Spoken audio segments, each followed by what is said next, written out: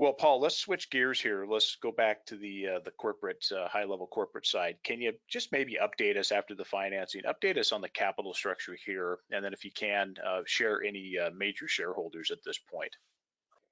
I'll answer the last one first. Bill Sheriff would be the one to be closer to know the major shareholders. We have some good, loyal, I would say significant shareholders, and some of whom participated in that most recent financing. They have a lot of support for us, but as far as the details on that, I don't have those details. I apologize for that. As far as our capital structure, I believe and I'm going off memory right now because I don't have it sitting in front of me, but of approximately 195 million in outstanding shares. And I think we have a total of 224 million fully diluted, after the private placement. So I think our share structure is pretty well. We got a few warrants out that haven't been exercised, but most of those are in the money now, and as well as a few options as well. So, that'll be, when those get exercised, we'll get some more revenue coming into the company. So I don't know if I answered your question, but I did my best. No, it's fine. And I know that there's at least two major institutions there, obviously one of them being Power One Capital, which is there as a strong one. Major shareholder that, of course, is not reporting, but nonetheless a pretty significant and important partner on that front. Now, at one point, I don't know when it was, but Sachem Cove Partners was listed as a major shareholder. They're not there anymore as listed as a major shareholder, but do you care?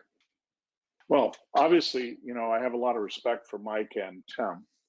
Having their support is always a good thing. So, I say I do care because I just respect those guys, but it's not, we don't see from my perspective, whether, they have their own investment decisions they make and where they want to put their money. And obviously I believe they've made good money on their investment in enCore, particularly over the last, since last fall or late summer, well advised to take those profits. So, but do we need them going forward? It's really up to them. I think that we're okay where we're at and where we go forward. But, I go back to that story about, wanting to prove yourself and, needing to demonstrate results. I think when enCore's, we're actually showing that, although I've been able to demonstrate we are executing on our plans, but show that the results of that execution, I think that we may see them become, maybe they'll become more visible, et cetera. I just don't know.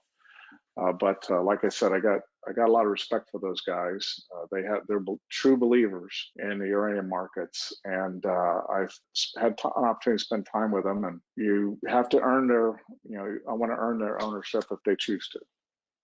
Absolutely. There's a lot of factors to that.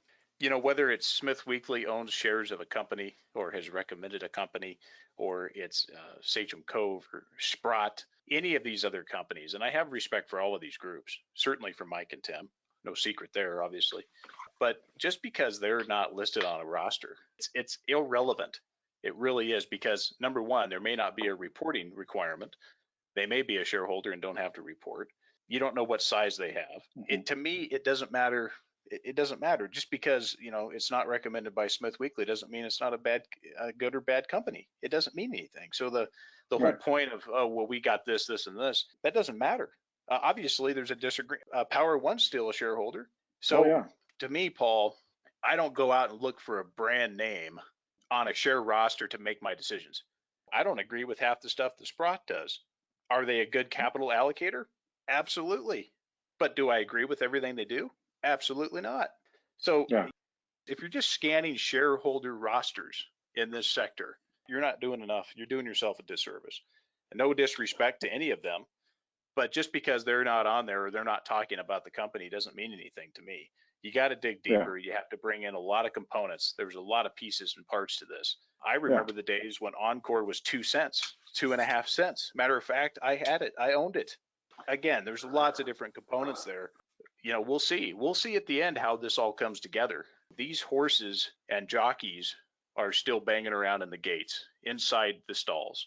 The race has barely started, and the finish line is a long ways away. And how each of these companies performs to that finish line, because we're all going to be able to witness it as long as we're still alive, we're going to be able to see how this all ends.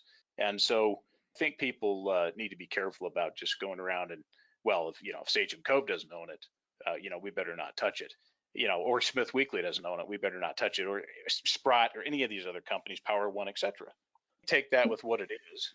Right. Yeah, come on.